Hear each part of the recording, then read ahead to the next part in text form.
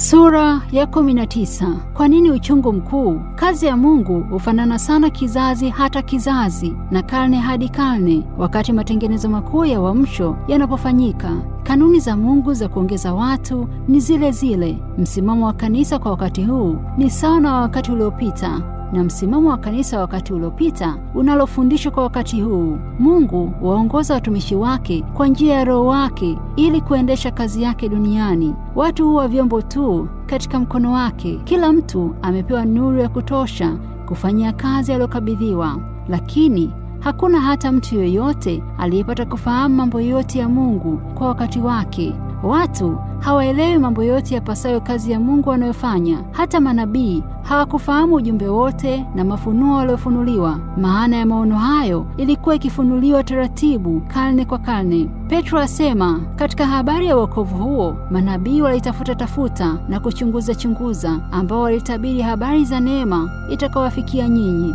Wakatafuta ni wakati upi na wakati wa namna gani uliofanywa na Roho wa Kristo aliyekuwa ndani yao, ambaye aitangulia kuyashuhudia mateso yaliyompata Kristo na utukufu utakaokuwako baada ya hayo. Wakafunuliwa ya kuwa si kwa ajili yao wenyewe, bali kwa ajili yenu walihudumu. Petro 1 sura ya 1 mstari wa 10 mpaka 12.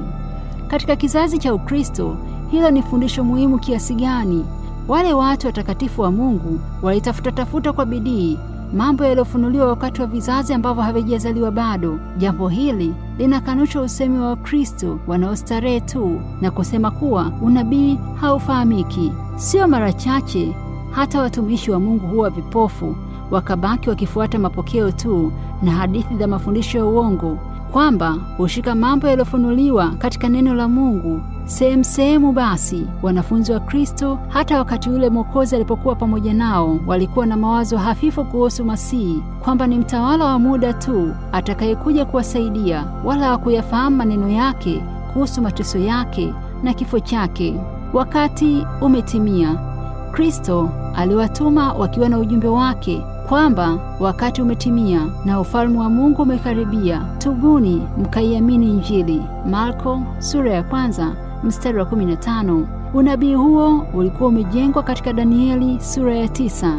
Majuma 69 yataendelea mpaka kwa Masihi mkuu. Wanafunzi walitazamia kwamba Masihi atausimamia ufalme katika Yerusalemu ili kuitawala nchi yote. Walihubiri ujumbe waliokabidhiwa, ingawa walikosa kuelewa maana yake halisi. Ijapokuwa mahubiri yao yalisimama katika Danieli sura ya 9 mstari wa 25, hawakuliona fungu lilofuata lisemalo kwamba Masihi atakataliwa mbali. Mawazo yao yalikuwa tu juu ya utukufu wa ufalme utakaosimamishwa duniani. Hili liliwapofusha kabisa.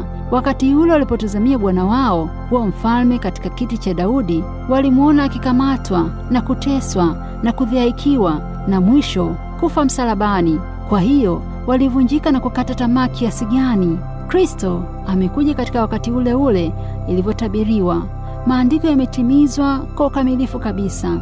Neno la Mungu na Roho wa Mungu wameshuhudia agizo la mbinguni kuhusu mwana wa Mungu. Walakini mawazo ya wanafunzi yalikuwa yamejazwa na mashaka tu. Je, kama Yesu angekuwa Masihi kweli, wangejazwa na masikitiko na uchungu?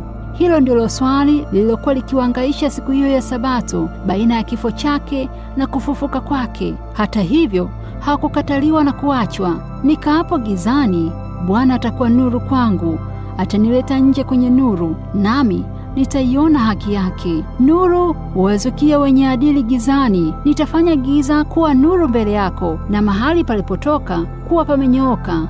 Haya nitayatenda, wala sitamwacha.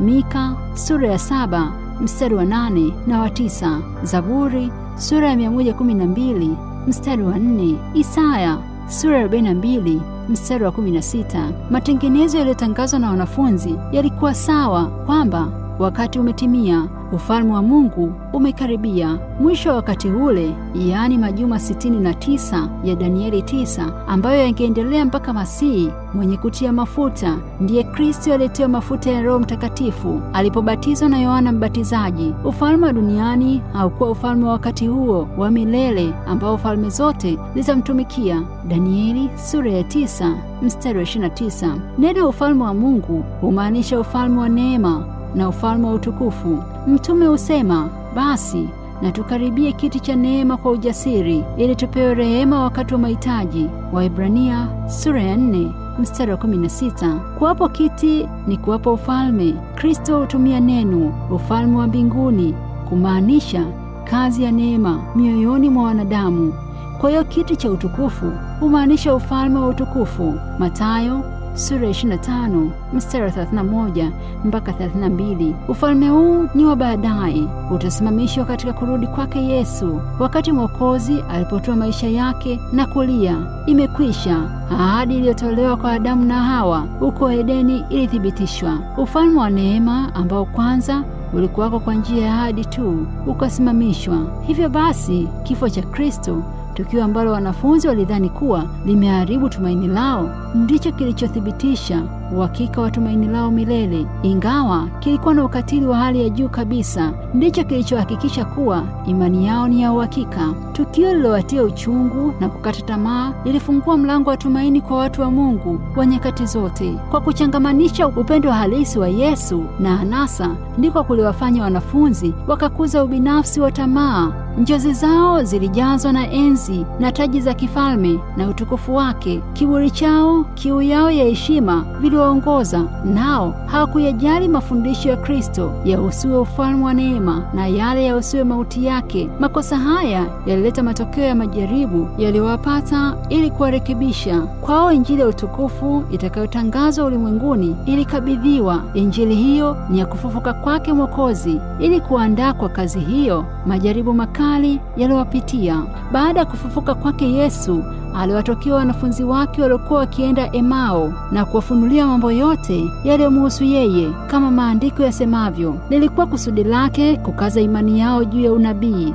Luka sura ya 24 mstari wa 27, Petro 2 sura ya 1 mstari wa 19. Si kwamba kumuona yeye binafsi, ila kufuata unabii wa Agano la Kale kama hatua ya kwanza ya kuwafundisha. Yesu alielekeza mawazo yao juu ya Musa na manabii wote wa Agano la Kale.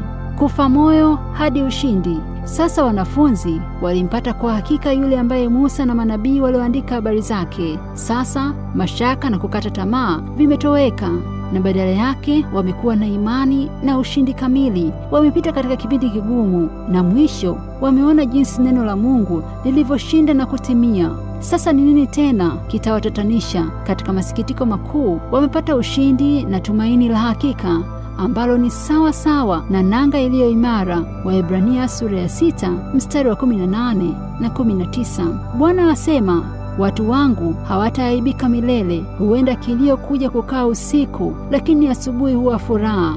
Yoeli sura ya 2 mstari wa 26. Zaburi sura ya 30 mstari wa 5. Siku ya kufufuka kwake Bwana, wanafunzi hao walimlaki na roho zao ziliburudika wakati walipokuwa wakimsikiliza maneno yake. Kabla ya kupaa kwake kwenda mbinguni, Yesu aliwaagiza wanafunzi wake akisema, enendeni ulimwenguni mwote mkaihubiri Injili. Akaongeza kusema, tazama mimi nipo pamoja nanyi siku zote. Marko sura ya 16 mstari wa 15. Mathayo sura ya 28 mstari wa 20. Siku ya Pentekoste, mfariji aliyeahidiwa alishuka na roho za wanafunzi zikaburudishwa kwa kuwako kwake Bwana. Ujumbe wa wanafunzi ulifanana na wa 1844. Hali ya mambo ilivyokuwa wakati wa mwanzo wa marejeo ya Kristo, ndivyo pia ilivyokuwa wakati wale waliotangaza kurudi kwake mara ya pili. Jinsi wanafunzi walivyohubiri kwamba wakati umetimia, ufalme wa mbinguni umekaribia, ndivyo hivyo Mila pia na wenzake walivyohubiri kwa kipindi cha unabii cha mwisho katika Biblia kilikuwa karibu kumalizika, na kwamba hukumu iko karibu na ufalme wa milele uko karibu. Mahubiri ya wanafunzi kuhusu wakati ulijengwa juu ya Danieli. Ujumbe ulitangazwa na Mila na wenzake walikuwa ukisema kuwa unabii wa siku 2300 ulikuwa karibu kumalizika. Unabii huo umo katika Danieli sura ya 8 mstari wa 14, ambao sehemu yake ni majuma 70. Mahubiri yote hayo yalihusu utimizo wa nyakati tofauti katika unabii ule ule wa muda ule ule, sawa na wale wanafunzi walivyokuwa.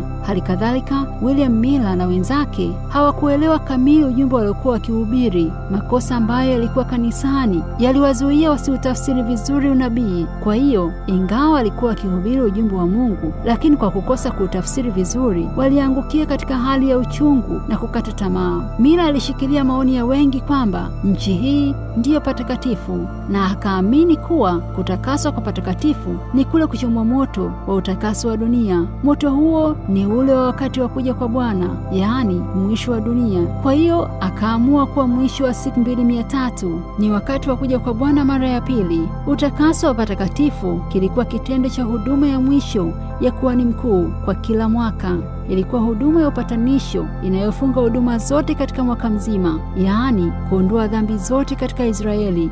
Ilikuwa kivuli cha huduma ya kuhani wetu mkuu huko mbinguni, yaani huduma ya kuondoa dhambi za watu wake zilizoandikwa vitabuni mbinguni. Kazi hii inahusu upelelezi au uchunguzi na hukumu ambayo inatangulia kuja kwa Bwana mbinguni. Wakati Bwana akija, kila jambo litakuwa limeamuliwa. Yesu asema, na ujira wangu upo pamoja nami kumlipa kila mtu kwa kadri ya kazi au matendo yake.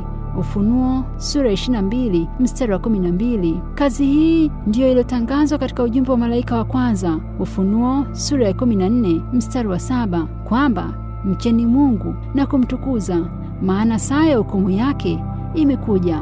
Watu wanaotangaza ujumbe huu hutangaza ujumbe wa kweli na wakati ufaao. Jinsi wanafunzi wanavyokosea kuhusu ufalme utakaosimamishwa mwisho wa majuma 70, halikadhalika watu wa marejeo walikosa kuhusu tukio litakalotokea mwisho wa siku 2300. Katika mambo yote mawili, maoni ya watu yaliwapoteza. Wote walitimiza mapenzi ya Mungu kwa kutangaza ujumbe ambao ulipaswa utolewe, na wote wakaangukia katika masikitiko na uchungu mkali kwa ajili ya kutafsiri vibaya unabii. Walakini Mungu alitimiza kusudi lake la kutangaza kwa ujumbe wa hukumu kama ilivyokusudiwa. Kwa maandiko yake, ujumbe ulileta jaribu na utakaso wa kanisa. Je, nia zao zilikatazwa ulimwenguni au mbinguni? Je, walikuwa tayari kuukana ulimwengu na kumlaki Bwana? Ule msiba wa uchungu ungewapima watu wanaojidai kuwa wafuasi wa Mungu. Kama watayapokea maonyo, je, wangekuwa tayari kumtegemea Mungu kamili wakati walimwengu wanapowazomea? Wangevumilia uchungu wa kutorudi Bwana wao kwa kuwa hawakufahamu jinsi Mungu anavyofanya? Je, wangeutupilia mbali ule ukweli